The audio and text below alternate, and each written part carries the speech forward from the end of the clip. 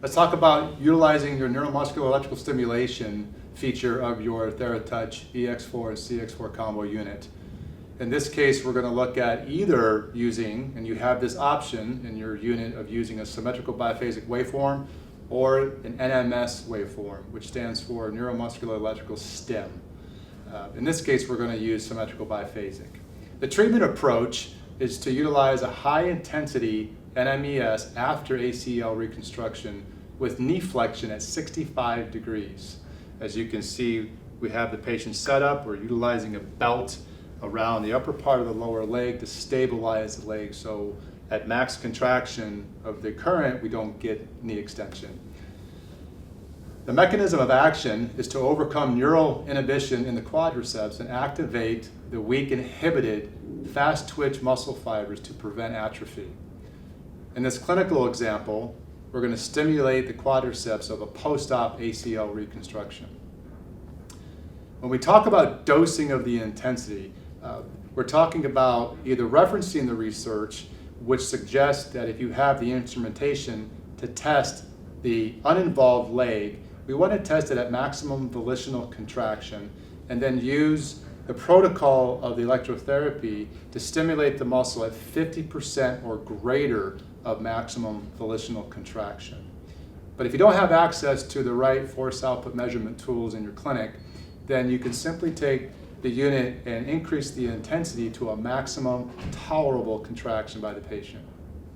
But make sure you don't have any muscle fasciculations. We really want a nice strong tetanized contraction of the quadriceps. This is how you set up the protocol for this treatment. You select electrotherapy, manual operation, biphasic, symmetrical biphasic, select the appropriate channel, and in this case we want to set up the frequency to 75 pulses per second, the phase duration of 200 microseconds,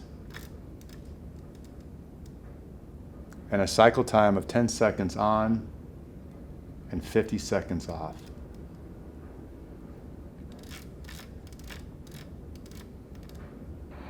So now I'm going to move to the unit. It's already set up with the proper protocol. I'm just going to touch on the amplitude of the screen, and I'm simply going to increase the intensity at this point. And we're going to take it up to a maximum tolerable contraction. I would ask the patient to please let me know when he feels a tingling sensation. That's sensory level stim. Okay? And now I'm going to keep increasing until we start to see some motor activity out of the quads, which is where we see it now. And then I want him to tell me when he's reached that point of maximum tolerable contraction.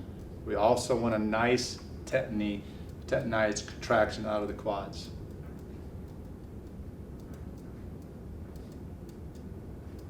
Okay, he's at that point. We've got a nice, strong, stable contraction out of the quads. I simply hit start at that point and let the treatment run. Some key clinical considerations to consider. Electrical stimulation to the weak inhibited quadriceps should begin within the first week post-op and continue 4 to 6 weeks out to get the maximum benefit and outcome.